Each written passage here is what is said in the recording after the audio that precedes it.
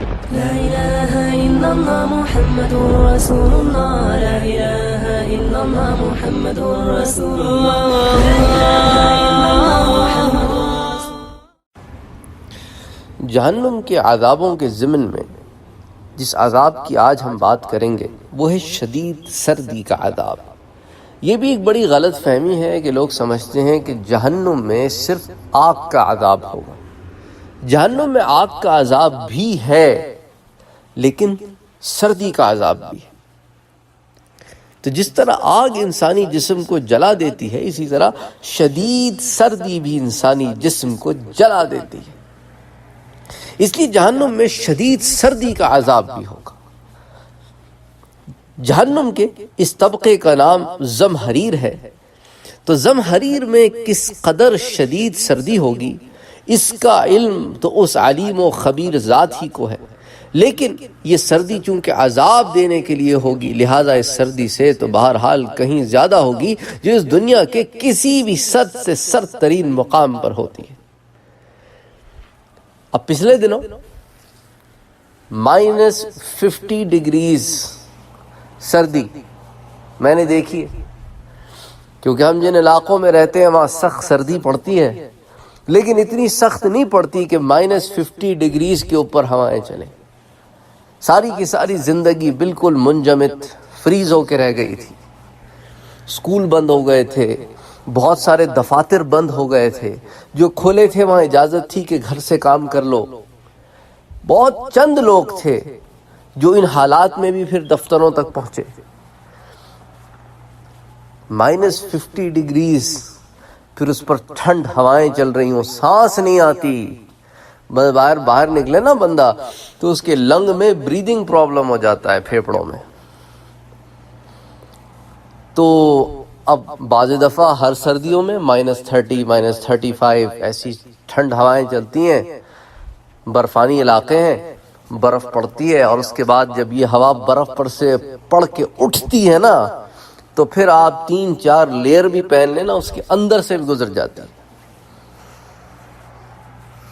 بس اس میں بھی لوگ کھڑے ہوتے ہیں ٹرین اسٹیشن پر بس کے انتظار میں، ہر ایک کو زندگی کا کام لگا ہوا ہے۔ تو اب یہ ٹھنڈ تو ہم سے دنیا میں برداشت نہیں ہوتی، یعنی یہ تو میں آپ کو اپنے پرسنل ایکسپیرینس کی بات بتا رہا ہوں کہ جن علاقوں میں میں رہتا ہوں وہاں اتنی ٹھنڈ پڑتی ہے۔ تو سوچے وہ تو پھر عذاب کی ٹھنڈ ہوگی، تو اس کا عالم کیا ہوگا کہ گرم لباس، کمبل، لحاف، انگیٹھیاں، ہیٹنگ سسٹم، فائر پلیسز، آگ کا الاؤ، ایسی کوئی بھی تدبیر وہاں کام نہیں آئے گی۔ ننگے بدن کا انسان ہوگا، سخت ترین سردی ہوگی اور عذاب کی صورت میں ہوگی۔ اب ارشاد نبوی کے مطابق دنیا کی سردی محض جہنم کے اندرونی سانس سے پیدا ہوتی ہے۔ اس سے اندازہ لگا سکتے ہیں آپ کہ محض جہنم کے اندرونی سانس سے پیدا ہونے والی سردی اگر انسان کے لیے اس قدر ناقابل برداشت ہے تو پھر جہنم کے اندر جو سردی کا طبقہ ہے جسے زمہریر کہا جاتا ہے وہاں انسان کی کیا کیفیت ہوگی۔ اللہ تعالیٰ نے انسان کو بڑا ہی نرم و نازک اور حساس جسم والا بنایا ہے، اس قدر نرم و نازک کہ صرف 35 یا 37 ڈگری سینٹی گریڈ کے درمیان وہ صحت مند رہتا ہے۔ اس درجہ حرارت سے کم یا زیادہ دونوں کوئی بھی علامتیں ہو جائیں تو اس کو کسی نہ کسی بیماری کی طرف لے جاتی ہیں۔ اگر جسم کا درجہ حرارت 35 سے کم ہو کر 26 ڈگری سینٹی گریڈ ہو جائے، یہ باہر کا نہیں، بدن کے درجہ حرارت کی بات کر رہے ہیں، تو اس کی موت واقع ہو جاتی ہے اگر 26 ڈگری پہ بدن کا ٹیمپریچر پہنچ جائے، جسم کا باڈی ٹیمپریچر۔ اور اگر یہ درجہ حرارت شدید سردی کی وجہ سے جس کے کسی حصے میں -6.75 ڈگری سینٹی گریڈ یا 20 ڈگری فahrenheit تک پہنچ جائے تو جسم کا وہ حصہ سردی کے باعث جل کر یا گل سڑ کر فوراً الگ ہو جاتا ہے، جس کو عام زبان میں آپ فروسٹ بائٹ کہتے ہیں۔ کہ فروسٹ بائٹ کیا ہوتا ہے کہ شدید سردی میں آپ کے بدن کا کوئی حصہ جو ہے وہ ایکسپوز ہو جائے اس سردی میں تو وہ بالکل ختم ہو جاتا ہے، فروز ہو جاتا ہے، گل جاتا ہے، بے جان ہو جاتا ہے، اس کو کاٹنا پڑتا ہے۔ کتنے ہی ہمارے فوجی ایسے ہیں جو سیاچن وغیرہ کے مقامات پر جاتے ہیں اور پھر یہی ہوتا ہے کہ سخت سردی میں ان کے اعضائے بدن بیکار ہو جاتے ہیں، چاہے وہ ہندوستان سے ہوں یا پاکستان سے ہوں، پھر وہ بدن سے اعضاء کاٹنے پڑتے ہیں۔ اسی طرح اور بہت سارے مختلف مقامات ہیں جہاں لوگ پھنس جاتے ہیں اور پھر یہی ہوتا ہے کہ وہ اعضائے بدن بیکار ہو جاتے ہیں، وہ فروسٹ بائٹ کہتے ہیں اسے، کہ سردی سے وہ بدن کا وہ حصہ بیکار ہو جاتا ہے۔ تو خیر بہرحال لمحہ بھر کے لیے فرض کر لیجئے کہ زمہریر میں صرف اسی قدر سردی ہو کہ جس سے جسم کے اندر کا درجہ حرارت نیگیٹو -6.7 ڈگری سینٹی گریڈ یا 20 ڈگری فahrenheit تک پہنچ جائے۔ اندرونی ٹیمپریچر کی بات کر رہا ہوں میں، کہ باہر اتنی سردی ہو کہ اندر کے جسم کا حصہ اس کا ٹیمپریچر 20 ڈگری فahrenheit یا -6.7 ڈگری سینٹی گریڈ تک پہنچ جائے تو سوچے کیا عالم ہوگا پھر۔ اور اگر سارے بدن پر یہ عالم ہو اور وہاں پر تو موت بھی نہیں ہے، صرف عذاب ہی عذاب ہے، تو سوچے پھر کیا عالم ہوگا کہ زندگی کے حصے گر گر کے، زندگی کے بدن کے ٹکڑے گر گر کے گر رہے ہوں گے۔ اللہ تعالیٰ محفوظ رکھے، اللہ تعالیٰ محفوظ رکھے۔ یہ کوئی ایسی بات نہیں ہے کہ جس کو اتنا لائٹلی لیا جائے، یہ تو دنیا والی برداشت نہیں ہوتی، وہ تو جہنم کا عذاب ہوگا، جہنم کا عذاب ہوگا۔ تو جہنم کی آگ کی طرح زمہریر کی سردی بھی دنیا کی سردی سے کہیں زیادہ ہوگی۔ زمہریر کی اصل سردی میں عذاب اور عقاب کی ٹھیک ٹھیک کیفیت کیا ہوگی، اس کا تو شاید ہم اور آپ تصور بھی نہیں کر سکتے، لیکن اس بات میں کسی شک کی گنجائش ہی نہیں کہ جہنم کی آگ ہو یا زمہریر کی سردی، کافر زندگی پر موت کو ترجیح دیں گے اور بار بار موت مانگیں گے۔ وَنَادَوْا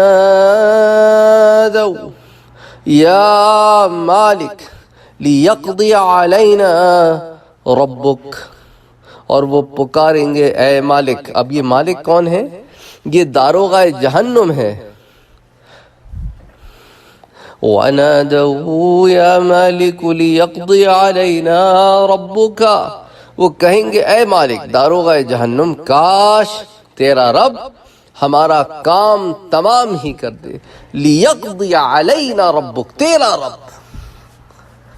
اب اس رب کی طرف نسبت کرنے سے بھی ڈرتے ہیں کیونکہ اس کے نافرمان ہیں، اور اس مالک سے کہتے ہیں کہ تیرا رب، کیونکہ اس سے تجھے خاص نسبت ہے، تو عذاب سے محفوظ ہے نا، ہم تو عذاب میں مبتلا ہیں۔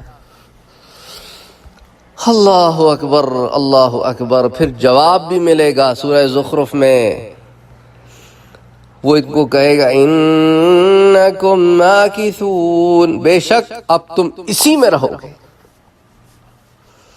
سورہ زخرف کی آیات نمبر 77 میں یہ سوال اور جواب دونوں مل جاتے ہیں۔ اللہ تعالیٰ تمام مسلمانوں کو اپنے فضل و کرم اور احسان سے زمہریر کے عذاب سے محفوظ رکھے، ہمیں بخش دے، ہمارے گناہوں کو معاف فرما دے۔